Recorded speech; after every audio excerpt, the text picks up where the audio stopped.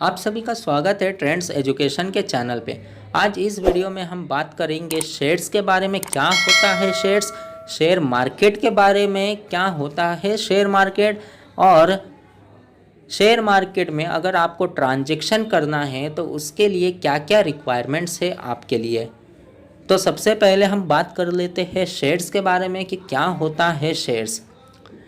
Basically जो businesses होती है, बिजनेस को जब भी पैसे की रिक्वायरमेंट होती है तो बिजनेस जो है उस पैसे को, उस मनी को एक स्मॉल पार्ट में कन्वर्ट कर देता है शेयर्स के रूप में, और वही शेयर्स जो है उसका एक नॉमिनल रेट रख दिया जाता है जो हम उसको फेस वैल्यू कहते हैं। तो फेस वैल्यू जो होता है वो पर शेयर के हिसाब से रखा जाता है। उसी फेस वैल्यू के ऊपर पूरे शेयर्स के अमाउंट और बिजनेस के रिक्वायर्ड अमाउंट डिपेंड होते हैं। दूसरी बात हम करते हैं शेयर मार्केट के बारे में। क्या होता है शेयर मार्केट? तो शेयर मार्केट बेसिकली भारत के अंदर दो पॉपुलर शेयर मार्केट है। पहला NSE और दूसरा BSE। NSE national stock exchange and BSE Bombay stock exchange. Bombay stock exchange बहुत ही oldest form of stock exchange है, जो कि world second oldest stock exchange माना जाता है। न्यूयॉर्क पहला स्टॉक एक्सचेंज है, वर्ल्ड का सबसे ओल्डेस्ट स्टॉक एक्सचेंज न्यूयॉर्क को माना जाता है एंड सेकेंड बॉम्बे को माना जाता है। तो भारत के अंदर दो ही पॉपुलराइज स्टॉक एक्सचेंज है, national stock exchange NSE and Bombay stock exchange BSE। NSE में लगभग 1700 प्लस कंपनियां लिस्टेड है एंड बॉम्बे स्टॉक एक्सचेंज में लगभग 5400 प्लस कंपनियां लिस्टेड है। जितने भी वर्ल्ड के अंदर उतार चढ़ाव या इंटरनेशनल मार्केट के अंदर उतार चढ़ाव होते हैं वो रिफ्लेक्ट होता है बॉम्बे स्टॉक एक्सचेंज में एंड नेशनल स्टॉक एक्सचेंज में। इधर से ही हमें पता चलता है कि जो भारत है वो वर्ल्ड के सामने कौन से इकोनॉमिक स्थान पे या कौन सा इकोनॉमिक पावर जनरेट कर रहा है। बॉम्बे स्टॉक एक्सचेंज और नेशनल स्टॉक एक्सचेंज पे ही डिपेंड है कंपनी के भी ग्रोथ।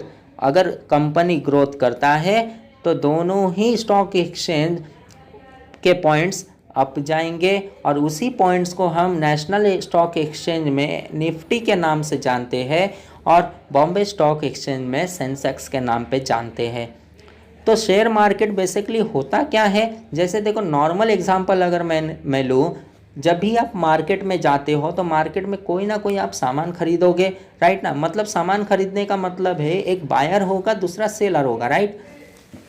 तो बायर गुड्स को परचेस करेगा एंड सेलर गुड्स को सेल करेगा। उसी तरह जो बॉम्बे स्टॉक एक्सचेंज और नेशनल स्टॉक एक्सचेंज है, इन दोनों में ही शेयर्स के डीलिंग्स होते हैं।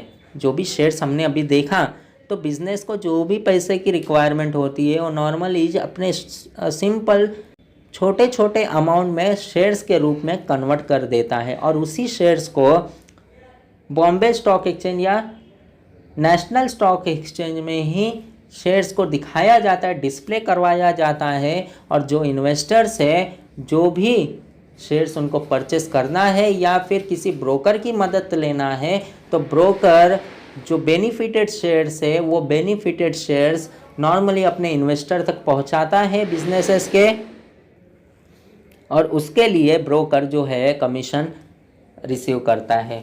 अब इन्वेस्टर जो है, इन्वेस्टर को पर्टिकुलर एक कंपनी में जाके पूछने की ज़रूरत नहीं है कि आपके पास कोई शेयर्स वगैरह है क्या, मैं परचेस कर सकता हूँ। तो इन्वेस्टर को अगर परचेस करना है कोई भी शेयर तो डायरेक्टली बॉम्बे स्टॉक एक्सचेंज या नेशनल स्टॉक एक्सचेंज में जा सकता है, वहाँ पे देख सकता है और डायरेक्टली परचेस कर सकता है।